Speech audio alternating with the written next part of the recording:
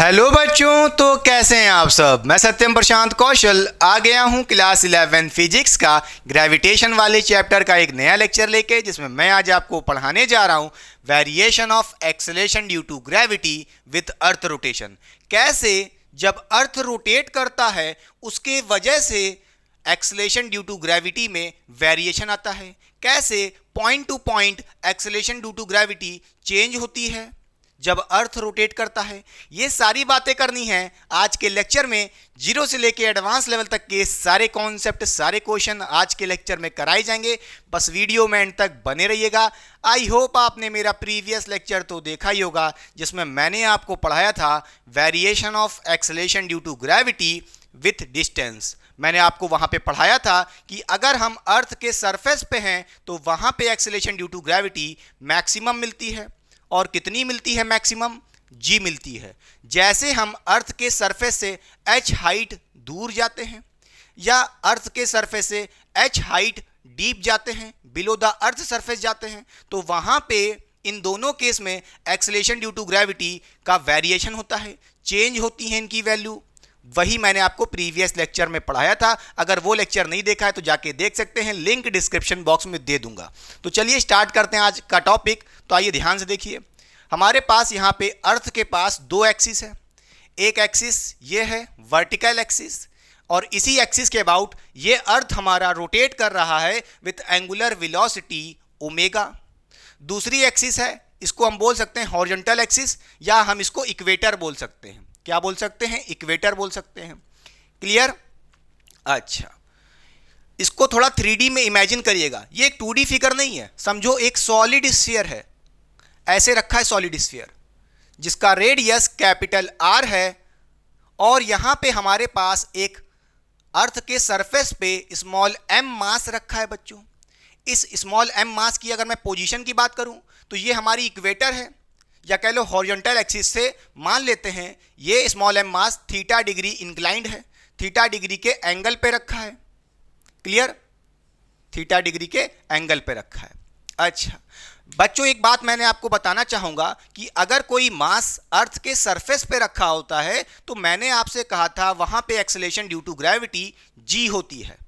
मगर ये सिर्फ और सिर्फ किसके लिए वैलिड था? पोल्स के लिए वैलिड था। ये बात मैंने आपको प्रीवियस लेक्चर में नहीं बताई थी। अगर हमारा मास अर्थ के सरफेस पे रखा है, और वो भी कहां पे? पोल्स पे। ये हमारा पोल है बच्चों। अगर हमारा मास यहां पे रखा होता पोल्स पे, यानी कि इस पॉइंट पे रखा होता, समझ रहे हैं कि नहीं समझ रहे हैं, तो हमारा एक्सेलेरेशन ड्यू टू ग्रेविटी उस मास के ऊपर कितनी मिलती? जी मिलती।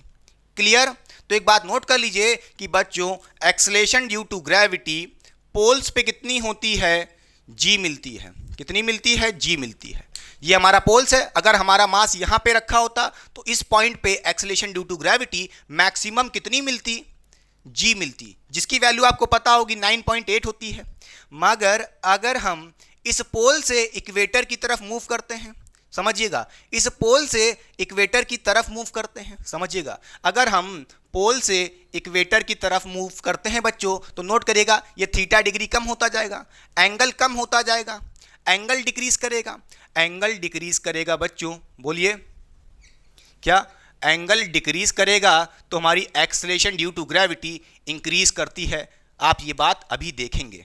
जैसे जैसे आप पोल से इक्वेटर की तरफ जाएंगे, अगर आपने मास को यहां पे रख दिया, इक्वेटर पे रख दिया, यहां से लग करके यहां रख दिया, तो acceleration due to gravity increase करेगी। क्यों इंक्रीज करेगी? क्योंकि एंगल इंक्रीज कर रहा है। अब ये सारा प्रूफ आपको देना है, बस लेक्चर में एंड तक बने रहिएगा बच्चों।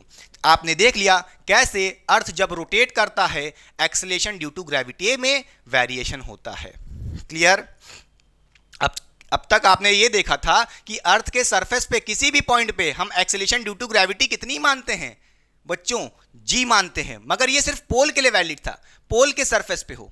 समझ गए कि समझ गए? अगर आप यहां से उठ करके यहां आओगे, इक्वेटर पे आओगे, आपने यहां पे मास रख दिया बच्चों, तो इस पॉइंट के ऊपर एक्सेलेरेशन ड्यू टू ग्रेविटी अब जी नहीं रहेगी, कुछ चेंज हो जाएगी, जी डैश हो जाएगी। समझ गए कि नहीं समझ गए? कहने का मतलब यह है कि जैसे जैसे अर्थ रोटेट करता है उसके रोटेशन के वजह से एक्सेलेरेशन ड्यू टू ग्रेविटी में वेरिएशन आता है। और कैसे आता है, पोल पे मैक्सिमम जी मिलती है और जैसे जैसे एंगल डिक्रीज करोगे भैया हमारा acceleration due to gravity increase करेगा और चेंज होके किसी भी पॉइंट पे जी डैश हो जाएगा।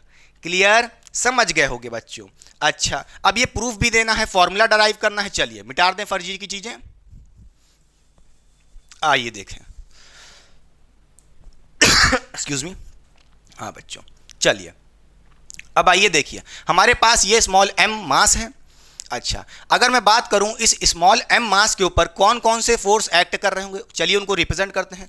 पहला तो इस मास के ऊपर क्या लग रहा होगा, ग्रेविटेशनल फोर्स mg क्या लग रहा होगा, टुवर्ड द सेंटर। आपने पढ़ा था, याद करिए बचपन में, बचपन से पढ़ते आए हैं कि भाई मास के ऊपर जो वेट लगता है या कह लो एक्स ग्रेविटेशनल फोर्स लगता है, कितना लगता है, mg लगता है। और किस डायरेक्शन में लगता है, बोलिए, toward the centre of earth लगता है। बोलिए क्या लगता है, toward the centre of earth लगता है। ये बात आपको गलत पढ़ाई गई थी। ग्रेविटेशनल फोर्स mg तो लगता है बट टुवर्ड द सेंटर नहीं लगता। हाँ, ये भी कह सकते हैं कि सेंटर से बहुत दूर भी नहीं होता, लगभग सेंटर की तरफ ही लगता है, मगर एग्जैक्टली सेंटर की टुवर्ड्स नहीं होता। अभी आप ये भी प्रूफ देखेंगे, बस बने रहिए बच्चों। अच्छा, तो इस मास के ऊपर एक क्या लग रहा होगा, mg ग्रेविटेशनल फोर्स लग रहा होगा, क्योंकि ये अर्थ के सरफेस पे रखा है। और आपको पता है कि अगर ये अर्थ ओमेगा एंगुलर वेलोसिटी से रोटेट करेगा, तो जब आप अर्थ के सरफेस के ऊपर से देखोगे तो क्या दिखेगा, ये मास सर्कुलर मोशन कर रहा है किसी रेडियस पे। बोलिए बच्चों, किसी सर्कुलर पाथ के ऊपर ये हमारा क्या कर रहा है, सर्कुलर मोशन कर रहा है। कौन, स्मॉल m। तो चलिए इसका सर्कुलर पाथ बना देते हैं। ठीक है, ये ऐसे ऐसे सर्कुलर मोशन कर रहा होगा बच्चा, किस एंगुलर वेलोसिटी से, ये भी एंगुलर वेलोसिटी ओमेगा से रोटेट कर रहा होगा या कह लो सर्कुलर मोशन कर रहा होगा। अच्छा, ये इसका हो गया रेडियस, मान लेते हैं स्मॉल r। इस स्मॉल r के रेडियस पे ये स्मॉल m मास एंगुलर वेलोसिटी ओमेगा से सर्कुलर मोशन कर रहा होगा, क्योंकि अर्थ भी रोटेट कर रहा है एंगुलर वेलोसिटी ओमेगा से, तो ये मास भी रोटेट करेगा या कह लो सर्कुलर मोशन करेगा। क्लियर, तो इस मास के ऊपर एक सेंट्रीपिटल फोर्स आएगा। अगर कोई मास सर्कुलर मोशन करता है तो उसके पास क्या आता है, सेंट्रीपिटल फोर्स, जिसको हम लोग कैसे लिखते हैं, सेंट्रीपिटल फोर्स का फॉर्मूला क्या होता है, वो होता है बच्चों m r omega square. Small r क्या है, इस सर्कुलर पाथ का रेडियस। क्लियर। अच्छा बच्चों, अब हमारे इस मास के ऊपर दो फोर्स लग रहे हैं, एक m r ओमेगा स्क्वायर लग रहा है और एक mg लग रहा है। चलिए इनका नामकरण कर देते हैं, इसको हम बोल देते हैं F1 फोर्स और इसको हम बोल देते हैं F2 फोर्स। क्लियर बच्चों। अच्छा, अब मैं आपसे पूछूं कि ये एंगल कितना होगा, बताइए बच्चों, ये टोटल एंगल कितना होगा, कैसे निकालेंगे। अगर ये एंगल थीटा डिग्री है बच्चों, तो ये एंगल कितना होगा बचा हुआ, बोलिए, ये भी थीटा डिग्री होगा, ऑल्टरनेट एंगल। बोलिए, ये थीटा डिग्री तो ये भी थीटा डिग्री। क्लियर। अच्छा, ये टोटल एंगल कितना होगा, पाई, यानी कि 180 डिग्री। अगर मैं पूछूं ये बचा हुआ एंगल कितना होगा, तो थीटा माइनस कर दो तो बन जाएगा कितना बच्चों, पाई माइनस थीटा, बनने की 180 degree minus theta degree. Clear. अच्छा बच्चों, अब आप जरा ध्यान से देखिएगा, हमारे पास इस मास के ऊपर दो फोर्स लग रहे हैं। चलिए इसको बाहर रिप्रेजेंट करते हैं। देखिए बच्चों, यहां पर अगर आपसे मैं पूछूं, ये जो स्मॉल m मास है, इस मास के ऊपर दो फोर्स लग रहे हैं, एक इस तरफ लग रहा है क्या, m r ओमेगा स्क्वायर, और एक लग रहा है mg फोर्स। ठीक है। अच्छा, अगर मैं आपसे पूछूं इन दोनों फोर्स का रिजल्टेंट फोर्स क्या होगा, नेट फोर्स क्या होगा, कहां से पास करेगा, आप कहोगे mg और mr ओमेगा स्क्वायर दो फोर्स हैं, इन दोनों के कहीं बीच से F नेट फोर्स पास कर रहा होगा, मगर ये बात ट्रू नहीं है, ये बात ट्रू नहीं है। क्यों कह रहे हैं ऐसा, जरा ध्यान से देखिए। तो ये F नेट फोर्स का डायरेक्शन किस तरफ होगा, आइए ध्यान से देखते हैं। इसको मिटा दें। चलिए, तो यहां पे जो हमारा F नेट फोर्स का डायरेक्शन होगा बच्चों, वो किसके ज्यादा क्लोज होगा, वो mg फोर्स के ज्यादा क्लोज होगा, F नेट फोर्स के ज्यादा क्लोज होगा। क्यों ऐसा कह रहे हैं, मेरी बातों को जरा समझिएगा। ये जो mg फोर्स है as compare to centripetal force m r omega square, इसके कंपैरिजन में ये mg फोर्स बहुत बड़ी है बच्चों, क्या है, बहुत बड़ी है। और mr ओमेगा स्क्वायर ये जो फोर्स है बहुत ही छोटी फोर्स है, जिसके वजह से ये जो नेट फोर्स का डायरेक्शन होगा वो क्लोज टू mg होगा। क्या ये बात समझ में आ रही कि नहीं आ रही है? बोलिए हाँ या ना। क्लियर? अच्छा, अब कई बच्चों को विश्वास नहीं हो रहा होगा कि भाई ये फोर्स छोटी कैसे, हम कैसे मान लें। आओ समझा देते हैं। बेटा यहाँ पे जरा ओमेगा की वैल्यू को बात करिए। मैं पूछूं कि भाई ये अर्थ किस ओमेगा एंगुलर वेलोसिटी से रोटेट कर रहा है तो कैसे निकालेंगे? देखिए बच्चों, तो जो ओमेगा होता है वो कैसे निकालते हैं? 2 pi by T.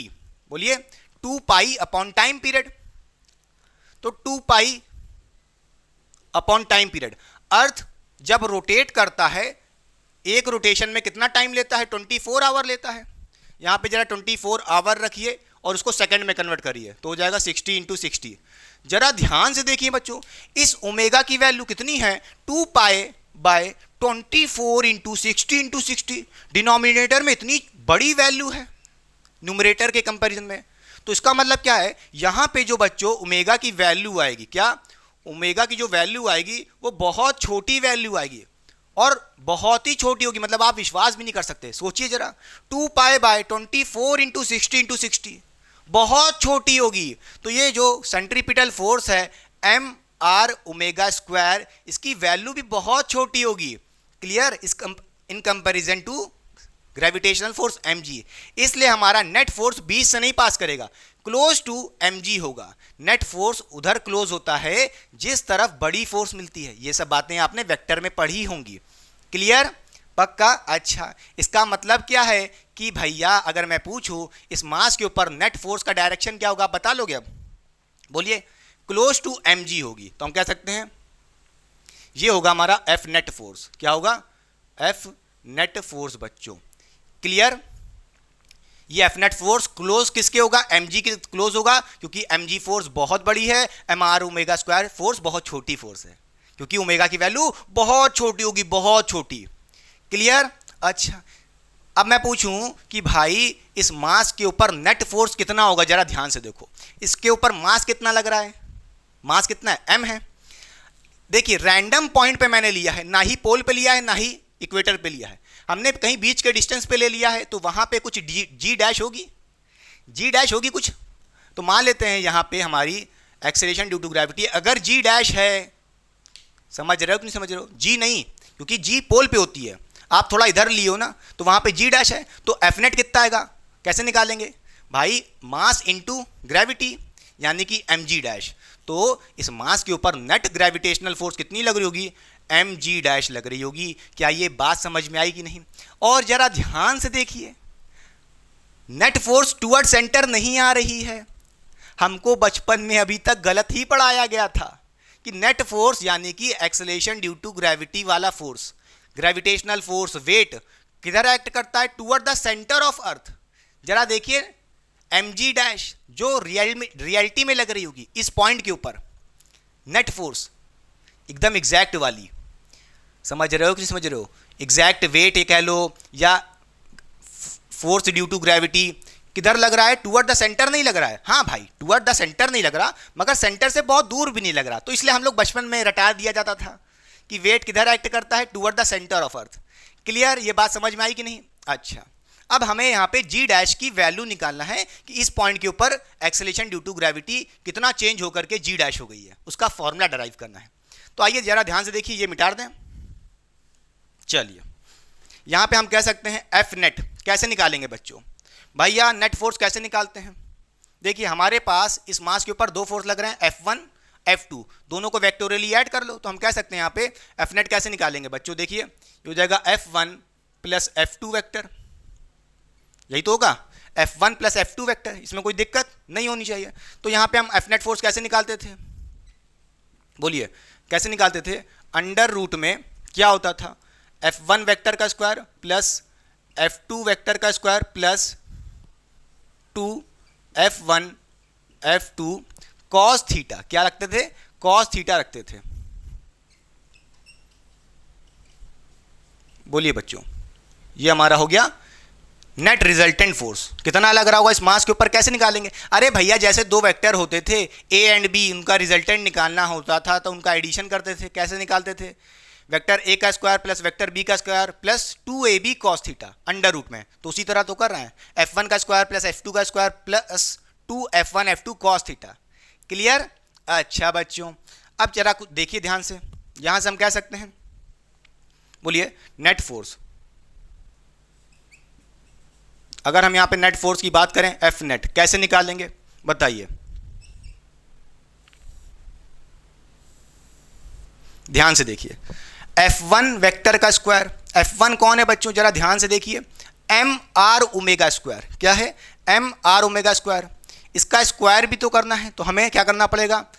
M R omega square और इसका स्क्वायर करना पड़ेगा प्लस F2 का स्क्वायर।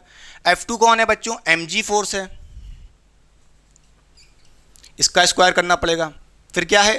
प्लस 2f1 f2, दोनों फोर्स का मल्टीप्लीकेशन। F1 कितना है बच्चों? एम आर ओमेगा स्क्वायर है इनटू F2 कितना है? mg है बच्चों, देखिए कितना है? mg है इनटू कॉस थीटा। थीटा कितना है देखिए जरा, इन दोनों फोर्स के बीच में mg और एम आर ओमेगा स्क्वायर के बीच में एंगल कितना है? थीटा। बोलिए बच्चों, पाई माइनस थीटा है, तो यहां पे क्या हो जाएगा? कॉस थीटा की वैल्यू क्या हो जाएगी जरा ध्यान से देखिए, cos pi minus theta. Clear? ये सब अंडर रूट में है। कैलकुलेशन बहुत ही टफ लगेगी, इसलिए ध्यान से देखिएगा। चलिए अब यहां पे इसको आप सॉल्व करिए जरा। आप यहां पे कहोगे आ जाएगा, अंडर रूट लगाओ पहले तो। चलिए ध्यान से देखिए क्या हो जाएगा, एम आर ओमेगा स्क्वायर, इसकी वैल्यू पे स्क्वायर करिए तो क्या हो जाएगा? M square R square omega square plus M square G square plus, ध्यान से देखिए, 2m इंटू एम, दो बार लिखा है बच्चों तो इसको हो जाएगा 2m स्क्वायर और क्या है? आर ओमेगा स्क्वायर जी, क्या हो जाएगा? आर ओमेगा स्क्वायर जी हो जाएगा और कॉस क्या लिखा है? पाई माइनस थीटा लिखा है। क्लियर? लिखे रहने दीजिए। अब जरा इसको सॉल्व करिए। कैसे सॉल्व करेंगे जरा ध्यान से देखिए। एफ नेट की वैल्यू कितनी होगी जरा ध्यान से देखिए, एम जी डैश कितनी हो जाएगी? एम जी डैश बच्चों, ठीक है। अब जरा ध्यान से देखिए, अगर आप जरा ध्यान से देखो तो यहां से क्या, मैं देखिए यहां पे भी एम स्क्वायर है, यहां पे भी एम स्क्वायर है, यहां पे भी एम स्क्वायर है। मैं सब में से अगर एम स्क्वायर कॉमन निकाल लूं, बोलिए एम स्क्वायर कॉमन निकलेगा ब्रैकेट लगा के, उस पर अंडर रूट भी है तो वहां से एम बाहर आएगा। समझ गए कि नहीं समझ गए? और वो एम हम काट सकते हैं इस एम से, तो देखिए ये एम अंदर घुस करके काट देगा, M square M square M square. समझ गए? एम स्क्वायर कॉमन निकाला, उस पर अंडर रूट था, एम बाहर आया, एम से एम ये कट गया, सारे एम स्क्वायर कट गए। क्लियर? अच्छा बच्चों, बचा क्या जरा ध्यान से देखिए, लिखिए। यहां से आप कह सकते हो अंडर रूट में क्या हो जाएगा? बचा, ध्यान से देखिए। अब एक बात जरा ध्यान से देखिए बच्चों, यहां पे अगर मैं पूछूं ओमेगा की वैल्यू कितनी होगी, ओमेगा स्क्वायर, बच्चों यहां देखिए ओमेगा पे स्क्वायर लगा था ना, तो यहां पे ओमेगा की पावर 4 हो जाएगा, पहले से स्क्वायर था ना, ओमेगा स्क्वायर था उसके ऊपर भी स्क्वायर था ना, तो ओमेगा की पावर 4 था। ठीक, जरा अब यहां पे देखिए ओमेगा की पावर 4, इसका मतलब क्या है? जरा देखिए ओमेगा की वैल्यू क्या है? 2 पाई बाय 24 इंटू 16 टू 60, बहुत छोटी है, और उस छोटी सी वैल्यू के ऊपर आपने पावर 4 लगाई है। समझिए बात को, ओमेगा की वैल्यू इतनी छोटी होगी, अगर मैं एज्यूम करूं इसकी वैल्यू होगी कितनी, लगभग 0.005 0.0028 कुछ ऐसी होगी मान लेते हैं, और उसके ऊपर भी पावर की 4 है, ओमेगा के ऊपर पावर 4, वैल्यू और छोटी हो जाएगी, और इतनी छोटी हो जाएगी कि भैया जीरो के बराबर हो जाएगी। समझ रहे हो कि नहीं समझ रहे हो? तो यहां पे हम अज्यूम कर लेते हैं कि ओमेगा की पावर अगर 4 है तो उस केस में हम भैया ओमेगा की वैल्यू को कंसीडर कर लेते हैं, निगलेक्ट कर देते हैं, जीरो कर देते हैं। तो ये वैल्यू अगर जीरो हो जाएगी, बोलिए बच्चों, तो ये पूरा टर्म जीरो हो जाएगा। बोलिए, कोई दिक्कत इसमें नहीं होनी चाहिए। बचा क्या यहाँ पे? बचा जी स्क्वायर। ठीक, अब जरा ध्यान से देखिए, अब जरा ध्यान से देखिए, यहाँ पे क्या हो जाएगा? 2 आर ओमेगा स्क्वायर जी, क्या बचा, प्लस 2 आर ओमेगा स्क्वायर जी। अब जरा ध्यान से देखिए, cos pi minus theta, cos 180 minus theta क्या होता है, माइनस कॉस थीटा होता है कि नहीं होता है, माइनस कॉस थीटा। तो बच्चों यहां से हम कॉस थीटा लिख देते हैं और माइनस इसका आगे लिख देते हैं, ठीक है, यहां पे माइनस लिख देते हैं, प्लस कीजिएगा माइनस हो जाएगा। अच्छा, अब जरा ध्यान से देखिए, एक चीज़ हमें करनी है, क्या, जरा देखिए यहां से हम कहेंगे क्या हो जाएगा, अंडर रूट में, जरा ध्यान से देखिए, अगर आप यहां देखिए जी स्क्वायर लिखा है, यहां पे जी लिखा है, क्या हम जबरदस्ती जी स्क्वायर कॉमन निकाल सकते हैं, निकाल सकते हैं। अभी तो आपको लग रहा होगा नहीं निकाल सकते, यहां पे जी है, जी स्क्वायर है, यहां पे तो सिर्फ जी है, तो जी स्क्वायर कॉमन नहीं निकाल सकते, मगर निकाल सकते हैं कैसे बच्चों, जरा ध्यान से देखिए। हम यहां पे अगर क्या करें, इस साइड जी से ही मल्टीप्लाई कर दें और जी से ही डिवाइड कर दें, तो कोई डिफरेंस तो हो नहीं जाएगा, अरे जी बाय जी वन ही आना है, वन से मल्टीप्लाई किया, कोई डिफरेंस नहीं है, कुछ चेंज नहीं हो गया। मगर जरा ध्यान से देखिए, अब यहाँ पे भी जी स्क्वायर है और यहाँ पे जी इंटू जी, जी स्क्वायर हो गया है। अब हम कॉमन निकाल सकते हैं जी स्क्वायर, तो यहाँ से हम कहेंगे कि हमने जी स्क्वायर कॉमन निकाल लिया है, ब्रैकेट में क्या बचेगा, 1 minus 2 R omega square G into जी, जी स्क्वायर कॉमन निकाल लिया, कुछ नहीं बचा, कॉस थीटा बचा है बस, ठीक है, अपॉन में जी भी था, समझ गए बच्चों, ठीक है, पक्का, क्लियर। अच्छा, जरा ऊपर लिख दें, हम मिटार दें, अब कॉपी हो गया, बोलिए बच्चों, मिटार दे रहे हैं ऊपर,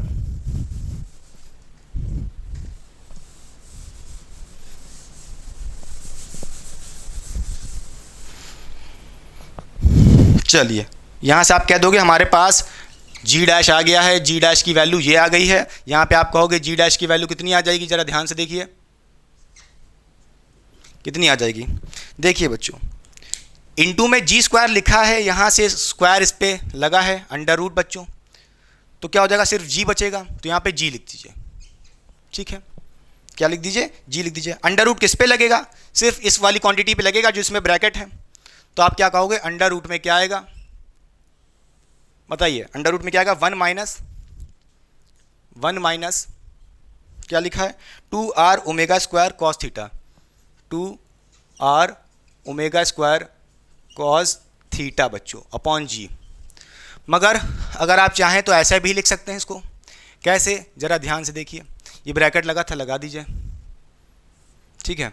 अगर मैं यहाँ से इसके ऊपर से अंडर रूट हटाना चाहूँ, अंडर रूट हटाना चाहूँ तो हटा सकता हूँ, और क्या लगा सकता हूँ, पावर हाफ लगा सकता हूँ, बोलिए, अंडर रूट हटा करके पावर को 1/2 कर दीजिए, सॉरी 1/2 कर दीजिए, बात वही है, ठीक है, पावर हाफ हो गई। अच्छा, अब आपने बाइनोमियल एक्सपेंशन पढ़ा होगा, क्या पढ़ा था, बाइनोमियल एक्सपेंशन क्या कहता है, अगर मैं उसको यहाँ पे लगाऊं तो क्या हो जाएगा, जरा ध्यान से देखिए, हमारी जी डैश की वैल्यू कितनी आ जाएगी, जी, अगर आप जरा ध्यान से देखिए, यहाँ पर जगह 1 माइनस, ये जो पावर होती है बच्चों अकॉर्डिंग टू बाइनोमियल एक्सपेंशन, देखिए 1 माइनस ये वैल्यू, भाई ओमेगा स्क्वायर बहुत छोटी वैल्यू है एज कंपेयर टू 1, अगर कोई वैल्यू 1 से बहुत छोटी है, ना के बराबर, तो क्या होता है, जो पावर होती है वो आगे आ जाती है मल्टीप्लाई में। अभी समझाते हैं कैसे, पहले लिख लेते हैं, ये पावर हाफ आगे आ जाएगी, फिर लिखा है into 2 R omega square cos theta, ठीक है।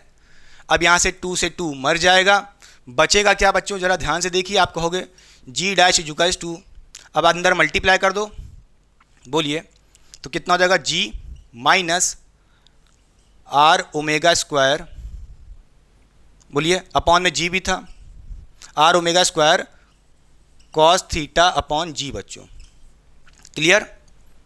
जी आपने मल्टीप्लाई कर दिया तो जी गायब हो जाएगा, ठीक है, अरे जी मल्टीप्लाई करोगे जी जी कट जाएगा, बात खत्म। अब ये आ गया वैल्यू अपना, जरा देखिए, g dash equals to ji minus R omega square cos theta, पहले इसको देखिए जरा ध्यान से। अब कई बच्चों के मन में सवाल होगा, जो ये पावर थी हाफ, ये यहाँ से उठ करके यहाँ कैसे आ गई मल्टीप्लिकेशन में, आइए इसका मतलब समझाते हैं। ये है बाइनोमियल एक्सपेंशन का कॉन्सेप्ट।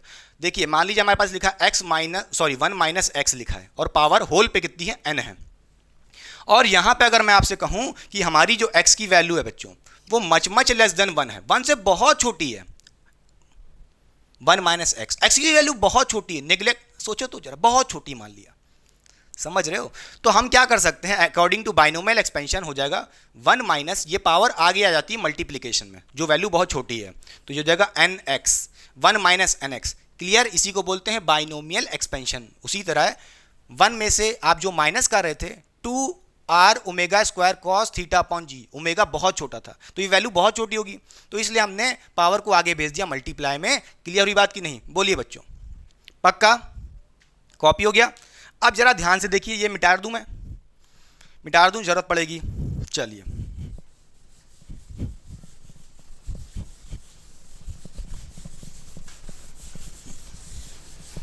चलिए अब जरा ध्यान से देखिए यहाँ पे क्या होगा। यहाँ से हम कह सकते हैं जी डैश कितना हो जाएगा, इक्वल्स टू, बच्चों यहाँ पे जो स्मॉल आर है इसकी वैल्यू क्या होगी, जरा ध्यान से देखिए। स्मॉल आर था क्या, ये स्मॉल एम जिस सर्कुलर पाथ पे रिवॉल्व कर रहा था उसी का रेडियस स्मॉल आर माइनस था। ये स्मॉल आर क्या होगा जरा बताइए। अगर आप ध्यान से देखो, ये रेडियस है, ठीक है, और ये एंगल कितना है, थीटा डिग्री, तो ये हमारा कैपिटल आर रेडियस, इसको रिजॉल्व करिए तो क्या हो जाएगा, इसका कंपोनेंट लीजिए आर की तरफ, स्मॉल आर की तरफ, तो हो जाएगा आर कॉस थीटा। ये आर है, थीटा एंगल है बच्चों, तो कितना हो जाएगा आर कॉस थीटा। तो यहां से आप कह सकते हो इस स्मॉल आर की वैल्यू, बोलिए बच्चों, इस स्मॉल आर की वैल्यू कितनी होगी, R cos theta, capital R cos theta. समझ गया कि नहीं समझ गया? कैपिटल आर कॉस थीटा कितनी होगी, कैपिटल आर कॉस थीटा। अब इस स्मॉल आर की वैल्यू बताइए बच्चों, यहां पे आप कहोगे स्मॉल आर की वैल्यू कितनी है, कैपिटल आर कॉस थीटा। यहां से उठा करके इस स्मॉल आर की वैल्यू को यहां पे पुट कर दो और सॉल्व करो। जी माइनस आर की वैल्यू कितनी है, capital R cos theta omega square, और यहां पे है cos square, sorry cos theta. बोलिए बच्चों, देखिए अब इसको सॉल्व करोगे तो यहां पे आप कह सकते हो जी डैश की कितनी वैल्यू आ जाएगी, जी माइनस, बोलिए आर ओमेगा, बोलिए आर ओमेगा स्क्वायर। अब यहां पे कॉस थीटा दो बार मल्टीप्लाई में लिखा है, क्या लिख सकते हैं, कॉस स्क्वायर थीटा लिख सकते हैं। ये आ गया अपना जी डैश का फॉर्मूला। बोलिए जी डैश का फॉर्मूला। इस मास के ऊपर किसी भी पॉइंट के समय अगर आप ना ही पोल पे हो ना ही इक्वेटर पे हो, ना ही आपका मास यहाँ पे रखा है ना ही मास कहीं यहाँ पे रखा है, इन दोनों के कहीं बीच में रखा है, पोल और इक्वेटर के बीच में किसी पॉइंट पे थीटा डिग्री के एंगल पे, तो आप उस समय पे उस पॉइंट के ऊपर acceleration due to gravity G dash कैसे निकालोगे, G dash is equals to G क्या है, पोल पे जो ग्रेविटी होती है acceleration due to gravity G, जिसको हम 9.8 लेते हैं, वैल्यू मत रखना, बता रहे हैं मतलब, समझ रहे हो। यहां पे g minus R omega square cos square theta. Clear? G क्या है यहां पे, maximum acceleration due to gravity जो अर्थ के सरफेस में मिल सकती है, समझ गए, और जो पोल पे मिलती है। क्लियर हुई बात कि नहीं? पक्का हुआ कि नहीं? कोई दिक्कत नहीं। अब आपके मन में सवाल था कि जैसे जैसे हमने आपको बताया था, अगर हम पोल से इधर आते हैं तो क्या होता है, देखिए थीटा डिक्रीज करता है, थीटा डिक्रीज करेगा तो जी की वैल्यू डिक्रीज करेगी। मैंने आपको बताया था कि नहीं बताया था? मैंने आपको क्या बताया था, जरा ध्यान से देखिए। मैंने आपको बताया था अभी तक कि पोल पे acceleration due to gravity maximum G act करती है। अगर आप पोल से इक्वेटर की तरफ मूव करते हो, बोलिए, समझिए, ये पोल और इक्वेटर ये है बच्चों, पोल से इक्वेटर की तरफ मूव कर रहे हैं तो देखिए ये थीटा डिग्री जो है एंगल कम होता जाएगा, इसकी वैल्यू कम होगी। तो बच्चों उस केस में क्या होगा, आपका जो थीटा है वो डिक्रीज करेगा, और थीटा डिक्रीज करेगा तो जी इंक्रीज करेगा। मगर कैसे इंक्रीज करेगा, फॉर्मूले से देखो। देखिए बच्चों, अगर मैं पूछूं पोल पे कितनी होती है, जी होती है, इस पॉइंट पे मैंने आपको बताया था जी होती है। चलिए प्रूव कर देते हैं। अगर आप पोल पे हो तो ये एंगल कितना होगा, 90 डिग्री होगा। बोलिए, अगर आप पोल पे हो बच्चों तो थीटा कितना होगा, 90 डिग्री होगा। ठीक है, तो पोल पे हो तो देखिए थीटा की वैल्यू 90 डिग्री रखिए, तो कॉस स्क्वायर 90 डिग्री, अरे कॉस 90 कितना होता है, बोलो कितना होता है, 0 होता है। ठीक है, कितना होता है, 0 होता है। मल्टीप्लाई करोगे ये पूरा term 0, g dash is equals to g, यही तो हो रहा है, g dash is equals to g मिलेगा अगर 90 डिग्री रखोगे तो तो देखिए पोल पे 90 डिग्री रखने पे मैंने कहा ही था यहाँ पे जी होता है, maximum acceleration due to gravity. Clear? अच्छा, मगर जैसे जैसे आप इधर आए इक्वेटर की तरफ, थीटा डिक्रीज करेगा, थीटा डिक्रीज करेगा। खुद सोचो, थीटा डिक्रीज करेगा, ये वैल्यू सोचो, अगर थीटा डिक्रीज करेगा तो ये वैल्यू डिक्रीज करेगी, नेगेटिव में डिक्रीज करेगी कोई चीज़, तो उसमें से जी में से उतना कम वैल्यू माइनस होगी, तो इसका मतलब है इंक्रीज करेगा। समझ रहे हो कि नहीं समझ रहे हो? बोलिए। अरे भाई इधर जाने पे थीटा डिक्रीज कर रहा है, इस थीटा की वैल्यू डिक्रीज करेगी तो ये वैल्यू जो नेगेटिव में है वो डिक्रीज करेगी, तो माइनस वैल्यू कम होगी, कम माइनस होगा, कम माइनस होगा तो क्या होगा, जी की वैल्यू बढ़ेगी। समझ गए? तो यहाँ से यहाँ आने पे जी बढ़ रहा है। क्लियर? इसका हम कह सकते हैं थीटा डिक्रीज किया तो जी इंक्रीज करेगा। इसी का उल्टा अगर हम कहें तो इक्वेटर से पोल की तरफ जाएं, बोलिए, इक्वेटर से पोल की तरफ जाएं, ठीक। अगर आप इक्वेटर पे बच्चों, तो यहां पे बताइए, यहां पे थीटा कितना होगा, 0 डिग्री होगा। कितना होगा? थीटा 0 डिग्री होगा। अच्छा जरा ध्यान से देखिए, इक्वेटर पे हो, यहां पे है मास आपका मास यहां पे होगा, इक्वेटर पे ही हो तो थीटा 0 होगा। अगर मैं पूछूं इक्वेटर के समय, जब आप इक्वेटर पे हो, इक्वेटर के सरफेस पे हो, तो वहां पे जी डैश कितना होगा? भैया कुछ नहीं, कॉस की वैल्यू, कॉस थीटा, थीटा की वैल्यू 0 रख दो, 0 रखोगे 1 होता है। कितना होता है? Cos theta equal to 0, sorry cos 0 equal to 1 हो जाएगा यहाँ पे, तो बचेगा आर ओमेगा स्क्वायर, तो हो जाएगा g minus R omega square. Clear? बोलिए बच्चों। तो आप कहोगे इक्वेटर पे कितना मिलेगा एट इक्वेटर, उस समय आपको क्या करना है, थीटा की वैल्यू क्या रखनी है, 0 रखनी है, और 0 रखोगे तो ये कॉस स्क्वायर थीटा 0 हो जाएगा, बचेगा R capital R omega square. बोलिए, g minus capital R omega square, तो यहाँ पे जी डैश कितना हो जाएगा, बोलिए, g minus capital R omega square. रटिए मत, इस फॉर्मूले को बस पकड़िए। क्लियर? अच्छा देखो, इक्वेटर से हम जा रहे हैं किधर, पोल की तरफ, तो एंगल इंक्रीज कर रहा है। क्या? इक्वेटर से पोल की तरफ जा रहे हैं तो एंगल इंक्रीज कर रहा है।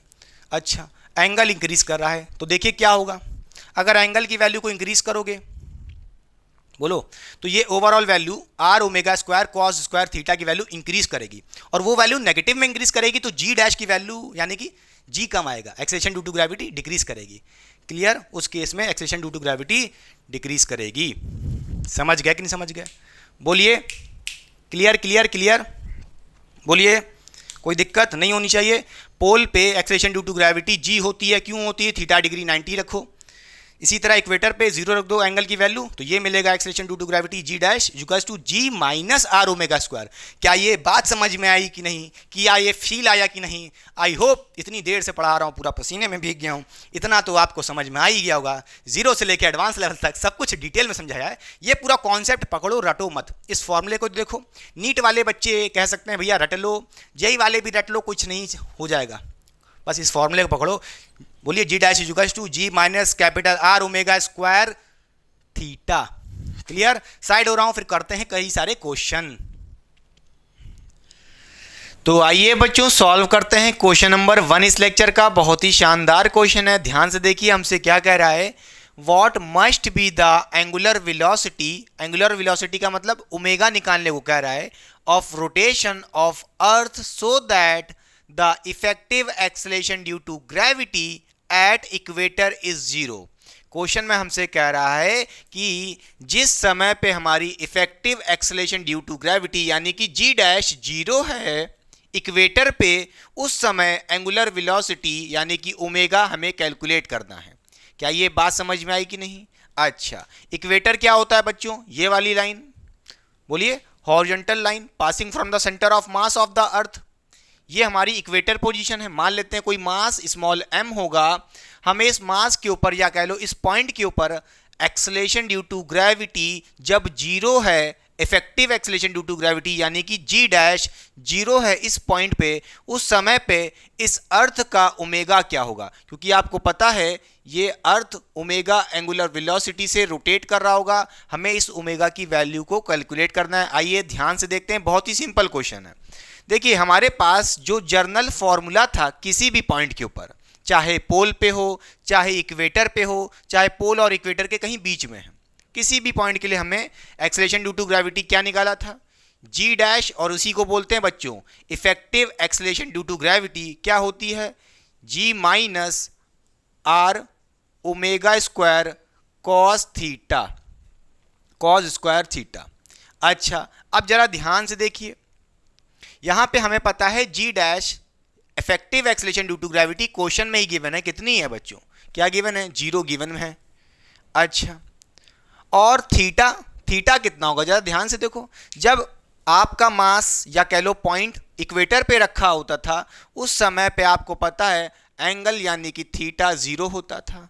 तो कुछ नहीं करना आपको, यहाँ पे जी डैश की वैल्यू 0 रख दीजिए और जी माइनस आर ओमेगा स्क्वायर। अब जरा देखिए कॉस स्क्वायर थीटा की वैल्यू 0 रखेंगे, कॉस स्क्वायर 0, भाई कॉस 0 क्या होता है, 1 होता है, तो इसकी वैल्यू क्या हो जाएगी, बोलिए बच्चों, 1 हो जाएगी। कितनी हो जाएगी, 1 हो जाएगी। बचेगा क्या, सिर्फ इधर जी माइनस आर ओमेगा स्क्वायर। आप यहां से माइनस आर ओमेगा स्क्वायर को इधर भेज दीजिए तो क्या मिल जाएगा, g equals to R omega square. बच्चों यहां से ओमेगा निकाल सकते हैं, बोलिए बच्चों, ओमेगा स्क्वायर इक्वल्स टू, बोलिए, जी अपॉन आर हो जाएगा, जी अपॉन आर हो जाएगा। यहां से स्क्वायर हटा देंगे, अंडर रूट लग जाएगा बच्चों। क्लियर। अब यहां पे वैल्यूज को पुट कर दीजिए। भाई जी क्या होता था, maximum acceleration due to gravity जो पोल पे मिलती थी उसकी वैल्यू गिवन है, होती तो वैसे 9.8 मीटर पर सेकेंड स्क्वायर है अप्रॉक्सीमेटली, मगर आप इसको कंसीडर कर लो 10, ठीक है, क्वेश्चन में ही गिवन है तो 10 रख दिए अपॉन। अब बताइए रेडियस ऑफ अर्थ कितना होता है, रेडियस ऑफ अर्थ 6400 किलोमीटर में बच्चों, ठीक है, ये हो गया अंडर रूट में। मगर नोट करिएगा जो ये आपने देखा है 6400, ये रेडियस ऑफ अर्थ है इन किलोमीटर, हमें मीटर पर सेकंड में चाहिए ना, सॉरी मीटर में चाहिए ना, तो यहां पे क्या करना पड़ेगा, 1000 से मल्टीप्लाई कर दीजिए, बस काम हो जाएगा। अब जरा ध्यान से देखिए, यहां से हम कह सकते हैं इस जीरो से ये जीरो मर जाएगा, बोलिए बच्चों, फिर क्या होगा, जरा ध्यान से देखिए, अंडर रूट से क्या बाहर आएगा, यहां पे देखिए ऊपर तो 1 आ जाएगा बाहर, अपॉन में देखिए, यहां पे देखिए जल्दी से 6400 80 का स्क्वायर ही तो है, तो यहां से 80 बाहर आ जाएगा। बोलिए 6400 पे अंडर रूट लगाओगे तो क्या होगा, देखो ऐसे समझो, 64 पे अंडर रूट कितना होता है 8, और 2 जीरो लगे तो 1 जीरो बाहर आ जाएगा साथ में, तो हो जाएगा 80 इंटू, यहाँ देखिए 100 है, यहाँ से 1 जीरो और आएगा। क्लियर। अच्छा, फिर आप इसको कह सकते हो क्या, 80 इंटू 10 है, आप यहाँ से जीरो हटा करके यहाँ 1 जीरो लगा दो, बात तो वही है। फिर कहोगे 8 1 जा, ये जाएगा कितनी चांस में, 1 को ले जाइए, ये जाएगा 0.128, बोलिए, ये आ जाएगी वैल्यू। जब आप 0.125 को 100 से डिवाइड करोगे और आपकी जो अप्रॉक्सीमेटली वैल्यू आएगी वो आएगी 1.25 इंटू 10 की पावर -3। क्लियर। यहाँ से आप ओमेगा की वैल्यू निकाल सकते हो, ये वैल्यू किस में होगी, रेडियन पर सेकेंड में होगी, यानी कि पाई पर सेकेंड लिख सकते हैं। तो ध्यान से देखिए कौन सा ऑप्शन है बच्चों इसमें, फर्स्ट ऑप्शन 1.5 इंटू 10 की पावर -3 पाई पर सेकेंड या रेडियन पर सेकेंड, बात वही है। अच्छा, ये तो था एक कन्वेंशनल तरीका कि भाई फॉर्मूले को लगाए, बड़े आराम से सॉल्व किए। इससे सिंपल तरीका क्या होगा, कंपटीशन में क्या लगाओगे, जरा ध्यान से देखो बच्चों, इक्वेटर की बात हो रही है ना, जरा इस मास के ऊपर फोर्स कौन कौन से लग रहे होंगे, आपको पता है, एक तो mg लग रहा होगा, बोलिए टुवर्ड द सेंटर, और एक सेंट्रीपिटल फोर्स लग रहा होगा, क्योंकि ये मास कैपिटल आर रेडियस पे क्या कर रहा होगा, रोटेट कर रहा होगा। अरे बोलिए, ये मास क्या कर रहा होगा, इस सर्कुलर पाथ पे ये small M mass capital R radius पे रोटेट कर रहा होगा, तो इस पे एक सेंट्रीपिटल फोर्स भी आएगा। वो क्या होगा बच्चों, जरा ध्यान से बताइएगा, बोलिए वो क्या होता है, M capital R omega square. Clear. यहां पे रेडियस इस बार कैपिटल आर है, तो M capital R omega square. अब जरा ध्यान से देखिए, जी डैश 0 है, इसका मतलब क्या है, जो नेट फोर्स होता था एम जी डैश, याद है कि नहीं याद है? इस समय इस मास के ऊपर एम जी डैश यानी कि नेट फोर्स जीरो होगा, क्योंकि इस बार देखिए दोनों फोर्स हॉरिजॉन्टली हैं और एक दूसरे के अपोजिट हैं, एम जी और M R omega square equal होंगे, क्योंकि नेट फोर्स एम जी डैश जीरो है, एफ नेट जीरो है। क्लियर? इस केस में इक्वेटर पे बच्चों क्यों जीरो है भैया? जी डैश जीरो है तो एम जी इंटू जी डैश करोगे, जीरो ही मिलना है। क्लियर? तो यहां से आप सीधे भी यही कह सकते थे, क्या बोलिए, ये दोनों फोर्स इक्वल होंगे, M G equals to M R omega square. यही होता कि नहीं होता? आप यहां से ट्रिक लगा देते सीधे, क्या M G equals to M R omega square. यहां से ओमेगा स्क्वायर डायरेक्टली निकाल सकते थे चुट से। कैसे निकालते? ओमेगा स्क्वायर इजुकल्स टू, बोलिए, एम से एम बच्चों मर जाएगा, हो जाएगा जी अपॉन आर हो जाएगा, और यहाँ से स्क्वायर हटेगा, अंडर रूट लगेगा। देखिए सेम फॉर्मूला तो बन रहा है। ये थोड़ा लेंदी मेथड था। क्या ये बातें समझ में आ रही हैं कि नहीं समझ में आ रही हैं? क्लियर? पक्का? तो चलिए साइड हो रहे हैं, पहले कॉपी करिए, उसके बाद करते हैं एक और क्वेश्चन। तो आइए बच्चों अब सॉल्व करते हैं क्वेश्चन नंबर 2 इस लेक्चर का। बहुत ही शानदार क्वेश्चन है और एक बहुत ही ताबड़तोड़ क्वेश्चन है। इस टाइप के क्वेश्चन आपके जेई और नीट जैसे एग्जाम्स में पूछे जाते हैं। तो ध्यान से देखिए क्वेश्चन में हमसे क्या कह रहा है। Earth with a radius of 6.4 into 10 की power 6 metre is rotating about its axis with period of 1 day। हमको गिवन है टाइम पीरियड कितना बच्चों? एक दिन का 8.64 इंटू 10 की पावर 6 सेकेंड। आवर में ना दे करके हमको किस में दिया है? सेकेंड्स में दिया। अच्छी बात है। What is the difference in acceleration due to gravity from pole to equator? अच्छा देखिए बच्चों, ये वर्टिकल वाला हमारा क्या होता है? पोल होता है, ठीक, और ये हमारा इक्वेटर होता है। मान लेते हैं ई फॉर इक्वेटर। जब हम पोल से इक्वेटर जाएंगे तो क्या एक्सलेशन ड्यू टू ग्रेविटी में डिफरेंस मिलेगा? तो हमें क्या करना है, इस पोल वाले रीजन पे क्या एक्सलेशन ड्यू टू ग्रेविटी मिल रही है उसको कैलकुलेट करते हैं। उसी तरह एक्सलेशन वाले पॉइंट पे, सॉरी इक्वेटर वाले पॉइंट पे एक्सलेशन ड्यू टू ग्रेविटी क्या मिलती है उसको कैलकुलेट करते हैं और दोनों का डिफरेंस कर देते हैं, बात खत्म। अच्छा तो कैसे करेंगे आइए देखिए। हमारे पास जो जर्नल फॉर्मूला है किसी भी पॉइंट पे, g dash effective acceleration due to gravity कैसे निकालते हैं? G minus R omega square cos square theta. ये जो जी डैश है किसी भी पॉइंट के लिए है भाई, पोल के लिए भी हो सकता है, इक्वेटर के लिए भी हो सकता है, पोल इक्वेटर के बीच में किसी भी पॉइंट के लिए, जर्नल फॉर्मूला। अच्छा अब हमें यहाँ पे क्या करना है बच्चों? हमारे पास दो केस हैं। पहला तो पोल है। अच्छा अगर हम बात कर रहे हैं पोल की बच्चों, तो अगर हमारा कोई रीजन पोल पे है तो उसके लिए एंगल यानी कि थीटा कितना होगा? 90 डिग्री। अरे बोलिए, अगर हमारा मास यहाँ पे पोल पे होता तो देखिए आपको मैंने बताया नहीं था, जो थीटा होता था एंगल फ्रॉम द इक्वेटर कितना है? देखिए 90 डिग्री। ये कितना होता? 90 डिग्री होता। क्लियर? पक्का? अच्छा कोई दिक्कत की बात नहीं है। अगर हम बात करें इक्वेटर की बच्चों, बोलिए इक्वेटर के लिए एंगल कितना होगा? अरे भैया इक्वेटर पे ही है। अगर हमारा मास, जरा ध्यान से देखिए, हमारा मास इक्वेटर पे ही है तो इस पॉइंट पे एंगल कितना होगा? 0। 90 से कम करते गए, कम करते गए, 0 हो गया, खत्म बात। तो एंगल थीटा कितना हो जाएगा हमारा? यहाँ पे 0 हो जाएगा। बस कुछ नहीं करना, हमें यहाँ पे पोल वाले के लिए एक्सेलेरेशन ड्यू टू ग्रेविटी चाहिए, थीटा 90 रख देना। तो क्या मिल जाएगा? हम कह सकते हैं यहाँ से, बोलिए बच्चों, यहाँ से आप कहोगे, बोलिए यहाँ से आप कहोगे जीपी। जीपी क्या है? Acceleration due to gravity at pole. कैसे निकालोगे? वही जी डैश है पोल के लिए, g dash effective acceleration due to gravity at pole, वही जीपी। बात समझिएगा। क्लियर? कितना हो जाएगा जरा ध्यान से देखिए। थीटा की वैल्यू 90 डिग्री रखिए। जब यहाँ पे कॉज स्क्वायर 90 हो जाएगा, थीटा 90 रखोगे तो कॉज 90 कितना होता है प्यारे बच्चों? 1 होता है। 1 होता है। कॉज 90 0 होता है। तो ये पूरा टर्म 0 हो जाएगा। तो बचेगा क्या? सिर्फ जी बचेगा। तो जीपी किसके बराबर हो जाएगा? एक्सेलेरेशन ड्यू टू ग्रेविटी यानी कि जी। क्लियर? बोलिए बच्चों।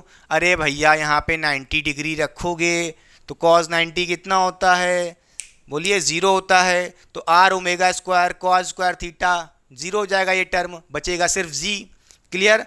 अगर हम बात करें इक्वेटर के लिए बच्चों, बोलिए जीई, बोलिए जीई क्या है, acceleration due to gravity at equator, कितनी होगी जरा ध्यान से देखिए। उसके लिए हमें थीटा की वैल्यू 0 करनी है, तो यहाँ पे कॉस 0 कितना हो जाएगा, 1 हो जाएगा। तो बोलिए कॉस स्क्वायर 0 कितना हो जाएगा, इसकी वैल्यू 1 हो जाएगी। बचेगा क्या, बचेगा क्या बच्चों, जी माइनस आर ओमेगा स्क्वायर। खुद सोचिए, थीटा 0 रखोगे तो कितना हो जाएगा, 1 हो जाएगा कॉस स्क्वायर थीटा की वैल्यू। बचा क्या, g minus R omega square. क्या बचा, g minus R omega square. Clear, ये आ गया acceleration due to gravity at equator. क्या ये बात समझ में आएगी नहीं। जीपी क्या है, acceleration due to gravity at pole, कितना लग रहा होगा बच्चों, बोलिए जीपी की वैल्यू कितनी आई है, जी आई है। मैंने आपको यही तो बोला था कि पोल्स पे एक्सेलेरेशन ड्यू टू ग्रेविटी जी ही रहती है। क्लियर। अच्छा, इक्वेटर पे कितनी आई है बच्चों, बोलिए जी ई आई है, acceleration due to gravity at equator कितनी आई है, इसकी value G minus R omega square. कितनी आई, G minus R omega square. अब तक तो रट चुका होगा। क्लियर, कुछ नहीं करना यहाँ पे प्यारे बच्चों, हमें डिफरेंस करना है किसका, acceleration due to gravity at pole and equator, GP minus GE करना है। क्या करना है, जीपी माइनस जीई करना है। भाई जीपी की वैल्यू कितनी है, जी रख दीजिए, माइनस जीई। जीई क्या है बच्चों, बोलाइए, g minus R omega square. कितना है, g minus R omega square, bracket लगा के करिएगा वरना आंसर गलत आएगा। क्लियर, यहाँ पे रख दिए, सॉल्व करिए, जी माइनस कितना हो जाएगा, माइनस जी, माइनस की जगह प्लस हो जाएगा, आर ओमेगा स्क्वायर हो जाएगा, माइनस अंदर मल्टीप्लाई कर दिए, प्लस जी माइनस जी कैंसिल हो गया है। यहाँ से आपको कहोगे क्या मिल जाएगा, आर ओमेगा स्क्वायर मिल जाएगा। आर ओमेगा स्क्वायर की वैल्यू रख दीजिए, बात खत्म। आर क्या है, रेडियस ऑफ अर्थ, हमको गिवन है कितना, ये गिवन है कितना, 6.4 इंटू 10 की पावर 6 इंटू, बोलिए ये हो जाएगा आर ओमेगा स्क्वायर। आर की वैल्यू रख दी है, ओमेगा क्या होगा बताइए प्यारे बच्चों। अरे भाई ओमेगा कैसे निकालते हैं, ये होता है 2 पाई बाई टी होता है, बोलिए 2 pi upon time period. Clear. अच्छा, तो यहाँ पे 2 पाई अपॉन, देखिए पाई की वैल्यू क्या रख दीजिए, बोलिए पाई कितना होता है, 3.14 अपॉन टाइम पीरियड। अब देखिए, अब 24 आवर मत रख देना बुद्धू बन के यार, जब दे रहा है तो वही रखो ना वैल्यू सीधे सेकंड में। कितनी कितनी गिवन है, देखिए ये हमको गिवन है 8.64 इंटू 10 की पावर 6। क्लियर, इस ओमेगा की वैल्यू को यहाँ रख दीजिए, कितनी है 2 इंटू 3.14 अपॉन, बोलिए 8.64 इंटू 10 की पावर 6 है बच्चों। यहाँ पे ओमेगा की वैल्यू रखा है, ओमेगा पे स्क्वायर भी है बच्चों, तो यहाँ पे स्क्वायर भी लगाइएगा। अब कहोगे सर सॉल्व भी कर दीजिए प्यारे बच्चों के लिए, ना करूँगा, इसलिए आपको सॉल्व करना है। इसकी जो बच्चों वैल्यू आएगी मैं बता देता हूँ, ऑप्शन नंबर 2 आएगा। क्लियर, कितना आएगा, ऑप्शन नंबर 2 आएगा। क्लियर, सॉल्व कर लेंगे कि नहीं कर लेंगे, बोलिए आपका आंसर ये होगा 338 इंटू 10 की पावर -4 मीटर पर सेकेंड।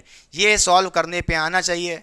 क्लियर, चलिए कॉपी करिए, साइड हो रहा हूं, फिर करते हैं नेक्स्ट क्वेश्चन। तो आइए बच्चों अब सॉल्व करते हैं क्वेश्चन नंबर 3 इस लेक्चर का। बहुत ही ताबड़तोड़ क्वेश्चन है। इस टाइप के क्वेश्चन आईआईटी जेई में बहुत आते हैं, ध्यान से देखिए, बहुत ही अच्छे लेवल का क्वेश्चन है। क्वेश्चन हमसे क्या कह रहा है, ध्यान से देखिए। What would be the time period of rotation of earth so that the body at equator would way 40% of actual wait. अच्छा, क्या टाइम पीरियड होना चाहिए अर्थ के रोटेशन का, ताकि हमसे कह रहा है बॉडी एट इक्वेटर, अगर बॉडी को इक्वेटर पे रखा जाए तो वो कितनी वे करनी चाहिए, 40% ऑफ एक्चुअल वेट। आइए ध्यान से देखते हैं क्वेश्चन में हमसे क्या कह रहा है बच्चों। हमारे पास जो एक्सेलेरेशन ड्यू टू ग्रेविटी का फॉर्मूला होता है वो बच्चों होता है G dash equals to G minus R omega square cos square theta बच्चों। क्लियर, हमें यहाँ पे कुछ ऐसा करना पड़ेगा, ऐसी इक्वेशन, ऐसा फॉर्मूला बनाना पड़ेगा इस इक्वेशन से जिसमें वेट का टर्म आए, वेट यानी कि mg। अच्छा, उसके लिए क्या करना पड़ेगा? अगर मैं पूछूं यहाँ से g डैश इक्वल्स टू, अगर मैं यहाँ पे इस तरफ राइट साइड g कॉमन निकालना चाहूँ, पहली बात तो g यहाँ पे है मगर यहाँ पे नहीं है, तो अगर मैं इस साइड g से ही मल्टीप्लाई कर दूँ और g से ही डिवाइड कर दूँ तो कोई चेंज तो हो नहीं जाएगा।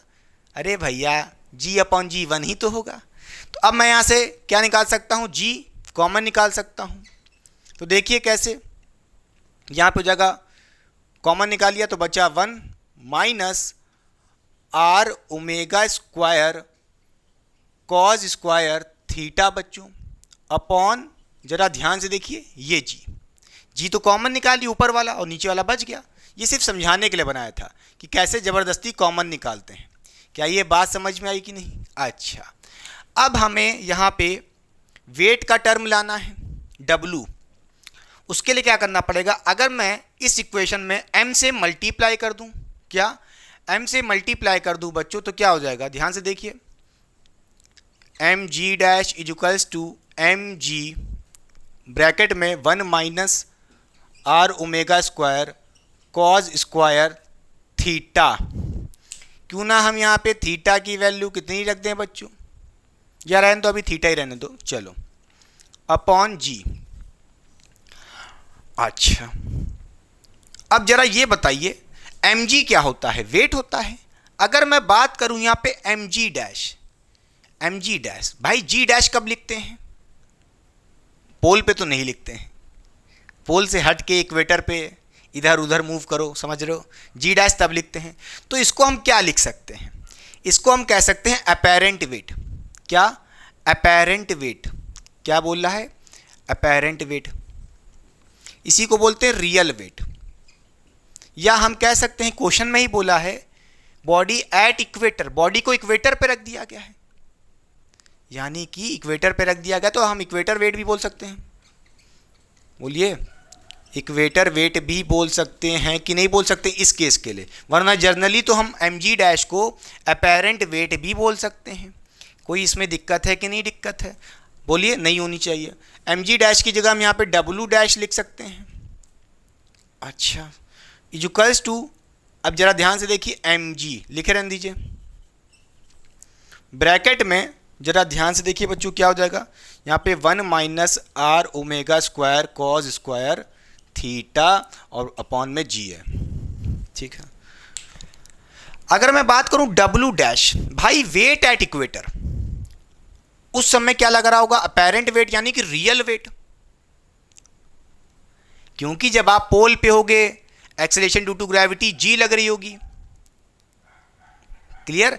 पोल से इक्वेटर की तरफ मूव किए, उस समय acceleration due to gravity g dash लग रही होगी, तभी तो बोल रहे हैं mg डैश को क्या अपेरेंट वेट या वेट एट इक्वेटर। अच्छा, w डैश कैसे निकालेंगे?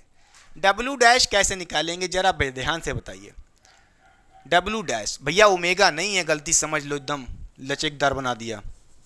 क्या w डैश कैसे निकालेंगे? क्या कह रहा है क्वेश्चन में? Body at equator would way 40% of actual wait. Actual wait क्या होगा? mg। बॉडी पे लगने वाला एक्चुअल वेट क्या होगा? mg। अच्छा, उसका 40%, क्या 40% of mg actual wait. Clear I बात कि नहीं? ये जो mg देख रहे हो बच्चों, ये भी मैं आपको बताना चाहूंगा, जरा यहाँ पे लिख लो ऐसे प्यार से मुन्ना की तरह, ये हमारा एक्चुअल वेट है। क्या है? Actual wait. क्लियर? हाँ, क्लियर हुई बात कि नहीं? अच्छा, तो ये पहले फॉर्मूला जो आया है w डैश का, इसको इधर लिख लीजिए अलग से, आप याद भी कर लीजिए, मैं आपको याद करवाता हूँ इसको पहले। भाई apparent weight w equals to क्या हो जाएगा? mg ब्रैकेट में 1 minus R omega square cos square theta upon g। Clear? यहाँ पे याद रखना w डैश क्या है? अपेरेंट वेट है। क्लियर? और mg क्या है? हमारा एक्चुअल वेट। अच्छा, ये फॉर्मूला पहले तो याद कर लो अलग से, आगे काम आ सकता है, और भी क्वेश्चन बन सकते हैं इससे डायरेक्ट, तो बार बार ये सब मत करना। अब कुछ नहीं करना भाई, w डैश की वैल्यू क्या होगी? इसको सॉल्व करोगे बच्चों, बोलिए कितना हो जाएगा? 0.40 mg, कितना हो जाएगा w डैश की value 0.40 mg equals to mg minus क्या हो जाएगा, ध्यान से देखिए, हो जाएगा 1 minus r omega square cos square theta. अब इस थीटा की वैल्यू क्या रखेंगे, सोचिए इक्वेटर पे ना, अरे भाई इक्वेटर पे है कि नहीं है, इक्वेटर पे है और इक्वेटर पे है तो थीटा की वैल्यू 0 लेना है, ख़त्म बात, क्लियर, 0 जाएगा अपॉन जी, और कॉज स्क्वायर 0 भैया 0 ही, सॉरी 1 आना है, क्लियर। अच्छा अब जरा ध्यान से देखिए, mg से mg मर जाएगा, इधर देखिए, अब देखिए 0.40 है, इधर 1 है, 0.40 को उधर भेजेंगे, 1 से माइनस कर लेंगे, आ जाएगा कितना बच्चों 0.60 आ जाएगा, क्लियर। और ये minus R omega square upon g को इधर भेज देंगे, नेगेटिव से पॉजिटिव हो जाएगा, R omega square upon g बच्चों, क्लियर। अब यहाँ पे सीधे आप कह सकते हो, क्या डायरेक्ट कह दो, जी को इधर भेज दिए, बोलिए जी को यहाँ भेज देते हैं मल्टीप्लाई में, और आर जो मल्टीप्लाई में उसको डिवाइड में भेज देते हैं, थोड़ा जल्दी हो जाएगा, एक ही स्टेप में कर लें। और यहाँ से ओमेगा स्क्वायर की जगह हम स्क्वायर हटा सकते हैं, क्या लिख सकते हैं, सिर्फ ओमेगा लिख देंगे और ये हो जाएगा अंडर रूट में, क्लियर बच्चों। ओमेगा की वैल्यू आ गई है तो टाइम पीरियड भी आ जाएगा, कैसे, जरा ध्यान से देखिए, ओमेगा कैसे निकालते हैं, 2 pi by T, time period कैसे निकालेंगे, ये हो जाएगा, बोलिए टी को इधर भेज दिए, ओमेगा नीचे भेज दिए, तो हो जाएगा 2 pi upon omega, upon omega है मगर अपॉन ना लिख करके हम ऐसे लिख सकते हैं 1 बाई ओमेगा, बात तो वही है, अरे भाई 2 पाई बाई ओमेगा, बात वही है। अब ओमेगा की वैल्यू तो नहीं पता, सॉरी यहाँ पे अगर टाइम पीरियड निकालना है तो 1 बाई ओमेगा की वैल्यू रखिए, ओमेगा मत रखिए, रखोगे थोड़ा टफ होगा, ऐसे सीधे कर लो ना। ओमेगा कितना है, बोलिए अंडर रूट में 0.60 जी अपॉन आर, कुछ नहीं।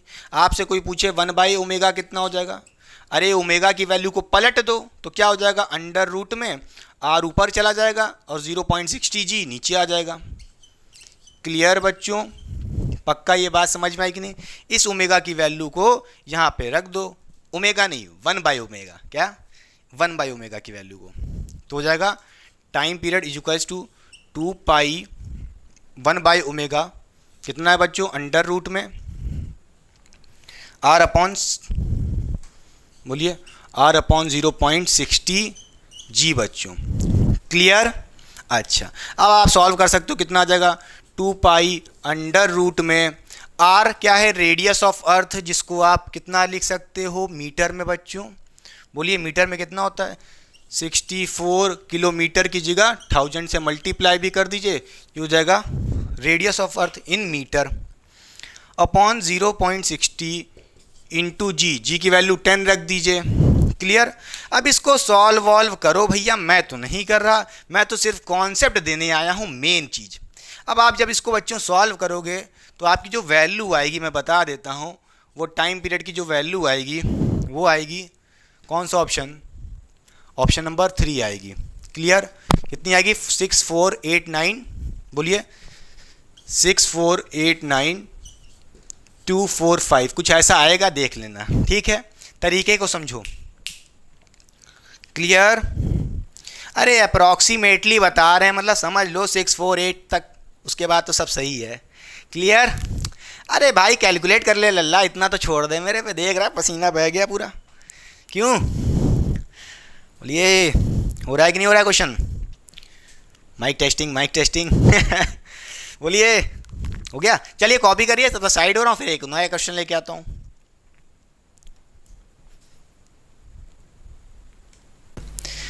तो चलिए बच्चों सॉल्व करते हैं क्वेश्चन नंबर 4 इस लेक्चर का, बहुत ही ताबड़तोड़ क्वेश्चन है और इस लेक्चर का लास्ट क्वेश्चन है, तो ध्यान से देखिए क्वेश्चन में हमसे क्या करा है। If a man at equator weighs 3/5 of his weight, then what would be the omega, omega यानी कि angular velocity of earth. Question में हमसे क्या कह रहा है कि भाई find the angular velocity of earth जब एक मैन वे करता है 3/5 of his weight at equator. अच्छा बच्चों क्या ये बात समझ में आई कि नहीं? देखिए बच्चों, जो हमारे पास एक्सेलेरेशन ड्यू टू ग्रेविटी का वेरिएशन वाला फॉर्मूला था वो था g dash equals to ji minus R omega square cos square theta बच्चों। क्लियर? अगर हम बात कर रहे हैं इक्वेटर के लिए, अगर हम बात कर रहे हैं यहाँ पे बच्चों इक्वेटर के लिए, तो उसके लिए हमारा थीटा यानी कि एंगल क्या होगा? 0 डिग्री होगा। बोलिए, अगर हमारा मास इस इक्वेटर पे रखा है, तो बोलिए इक्वेटर पे रखा है तो भाई एंगल कितना होगा? यहाँ से 0 डिग्री होगा ये मास का, तो हम कह सकते हैं यहाँ पे थीटा इक्वल टू 0 डिग्री होगा। उस हिसाब से हमारी एक्सेलेरेशन ड्यू टू ग्रेविटी का फॉर्मूला क्या बनेगा? बोलिए, आपको पता है इस इक्वेटर पे क्या लग रहा होगा? G dash, acceleration due to gravity लग रहा होगा इस मास के ऊपर जी डैश। इसकी वैल्यू क्या होगी बच्चों? आप यहाँ से कहोगे थीटा की वैल्यू 0 रख दो, तो आप कह सकते हो g dash equals to ji minus, बोलिए आर, बोलिए R omega square cos square theta. Theta की वैल्यू कितनी रखोगे? 0 रखोगे, तो यहाँ पे आप कह सकते हो कॉस स्क्वायर 0 हो गया। कॉस 0 कितना होता है बच्चों? 1 होता है, उसका स्क्वायर है वो भी कितना आएगा? 1 आएगा। तो यहाँ से आप कह सकते हो क्या? G dash equals to ji minus R omega square formula बन गया है। देखिए, हमें यहाँ पे क्वेश्चन में वेट के टर्म में खेल रहा है, वेट के टर्म में, तो उसके लिए हमें क्या करना पड़ेगा? उसके लिए हमें क्या करना पड़ेगा जरा ध्यान से देखिए। अगर हम यहाँ पे m से मल्टीप्लाई कर दें, इस पूरी इक्वेशन में अगर हम m से मल्टीप्लाई कर दें, और ये m क्या है? मास ऑफ द मैन जो होगा। क्लियर? अच्छा, तो यहाँ पे हो जाएगा हमारे पास m ji dash equals to m g minus M R omega square, क्योंकि कॉज स्क्वायर 0 तो 1 हो गया है। अच्छा, अब जरा ध्यान से देखिए, मैंने आपको प्रीवियस क्वेश्चन में ही बताया था एम जी डैश क्या है। एम जी डैश हमारा अपेरेंट वेट है। बोलिए इसकी वैल्यू क्या होगी? मैंने आपसे बोला ही था, इसकी जगह हम क्या लिख सकते हैं? डब्लू लिख सकते हैं, डब्लू डैश। क्लियर? और यहाँ पे ये तो एम जी है माइनस क्या हो जाएगा ये हमारा?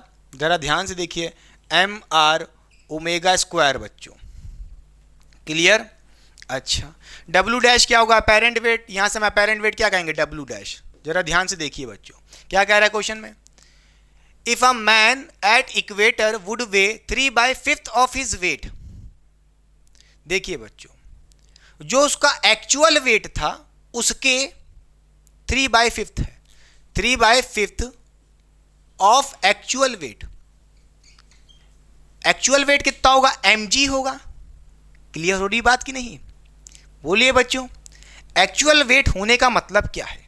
जब वो मास पोल पे रखा होगा, ये मास मान लो स्मॉल m पोल पे रखा था, इस पे ग्रेविटी कितनी लग रही होगी? स्मॉल g लग रही होगी, तो इस मास के ऊपर वेट कितना लग रहा होगा? mg। हाँ या ना? mg लग रहा होगा। एक्चुअल वेट ये होगा, एक्चुअल वेट। हम अपेरेंट वेट डब्ल्यू डैश की बात कर रहे हैं, वो क्या है? 3/5 of actual wait. Actual wait कितना था? mg था जब ये पोल पे था। क्लियर हो रही बात कि नहीं? एक्चुअल वेट का मतलब है जब पोल पे था, पोल पे था। क्लियर कि नहीं क्लियर? बोलिए बच्चों, बोलिए बच्चों, आपने देखा नहीं था पोल पे ग्रेविटी कितनी मिलती है? जी। अरे भैया, यहाँ पे एंगल कितना होगा? 90 डिग्री हो जाएगा, तो cos 90 रखोगे तो देखिए जी डैश कितना मिलेगा? यहाँ पे जी मिलता है पोल पे। क्लियर हो रही बात है कि नहीं? अच्छा, तो डब्ल्यू डैश कितना हो गया? 3/5 mg हो गया। यहाँ पे कुछ नहीं, रख के सॉल्व कर लीजिए। डब्ल्यू डैश की वैल्यू कितनी हो जाएगी? 3/5 mg इक्वल्स टू mg, बोलिए यहाँ से कहोगे minus M R omega square. अब देखिए m से m मर जाएगा, यहाँ पे आप क्या कहेंगे? माइनस आर ओमेगा स्क्वायर को इधर भेज दीजिए, प्लस हो जाएगा, तो आर ओमेगा स्क्वायर प्लस हो गया है। यहाँ पे जी बचा था, बोलिए 3/5 जी उधर भेज दोगे तो क्या हो जाएगा? 3/5 जी। बोलिए ऐसे देखिए, 1 माइनस 3/5 है, जी चिपका देना। कितना आएगा इसको सॉल्व करोगे? इसको जब सॉल्व करोगे तो उसकी वैल्यू आएगी 2/5 जी। ये आ जाएगा, देखिए बच्चों ये वैल्यू इतनी आ जाएगी, और आर को नीचे भेज दोगे तो आर यहाँ आ जाएगा, तो यहाँ बचेगा ओमेगा स्क्वायर। क्लियर? यहाँ से ओमेगा की वैल्यू निकाल सकते हो बड़े आराम से। क्या हो जाएगी ओमेगा की वैल्यू बच्चों? अंडर रूट लगा दीजिए। अंडर रूट में कितना आ जाएगा? 2/5 जी अपॉन आर। कौन सा ऑप्शन है? Second option. क्लियर? बोलिए बच्चों। या तो आपका बड़ा मन है, आप डायरेक्ट ये वाला फॉर्मूला लगा सकते हैं भैया जो मैंने आपको बताया है। क्या? बोलिए। Apparent weight, apparent weight W dash equals to आप कह सकते हो एम जी, और आपने पढ़ा था ब्रैकेट में 1 minus R omega square cos square theta upon g. बच्चों ये फॉर्मूला भी डायरेक्ट लगा सकते हो। क्लियर? यहाँ अपॉन में जी है। बस याद रखना ये डब्ल्यू डैश क्या है? Apparent wait. क्लियर? और एम जी वो वेट है एक्चुअल वेट जब पोल पे रखे थे। तो ये था पूरा ओवरऑल लेक्चर। आई होप आपने इस क्वेश्चन को बहुत ही इंजॉय किया होगा। क्लियर? यहाँ से आप डब्ल्यू डैश निकाल सकते हो कि नहीं निकाल सकते हो? अरे भाई डब्ल्यू डैश क्या रखोगे? 3/5 एम जी रखना। थीटा की वैल्यू इक्वेटर पे कर रहे हो, इक्वेटर की बात हो रही ना, तो जीरो रखना। क्लियर? फिर यहाँ से आप ओमेगा की वैल्यू निकाल सकते हो, चाहे ऐसे कर लो फील करके। क्लियर हुई बात कि नहीं? पक्का? तो आई होप आपने इस लेक्चर को बहुत अच्छे से एंजॉय कियागा। तो चलिए ख़त्म करते हैं इस लेक्चर को एक शायरी से, तो ध्यान से सुनिएगा बच्चों। क्या? कौन सी सुनाए सोच रहे हैं? प्यार मोहब्बत वाली की?